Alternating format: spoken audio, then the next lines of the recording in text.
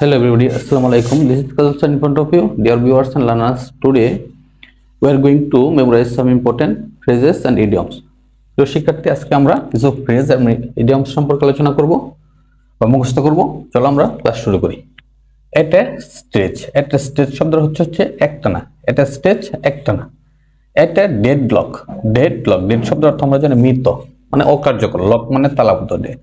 এটা ডেডলক, এটা আমরা ফেজিডি ডমস অর্থে যদি বলি তাহলে অচল অবস্থা। এট লার্জ স্বাধীনভাবে। এট লেন্থ বিশদভাবে। বেগার ডিসক্রিপশন বর্ণনাতীত, অবর্ণনীয়, যা বর্ণনা করা যায় না। Black and white. ব্ল্যাক শব্দের অর্থ আমরা কি জানি? কালো। হোয়াইট শব্দের অর্থ সাদা। তাহলে কি কালো এবং সাদা। খাতা কি থাকে? সাদা থাকে। আর কলম দিয়ে আমরা লিখি ব্ল্যাক অ্যান্ড হোয়াইট। এটা বাগধারার দিক দিয়ে যদি চিন্তা করি তাহলে অর্থ আক্ষরিক অর্থ আসবে না, এটার অর্থ আসবে কি লিখিত হবে। ব্ল্যাক অ্যান্ড হোয়াইট লিখিত হবে। ব্লেসড উইথ আশীর্বাদ পুষ্ট।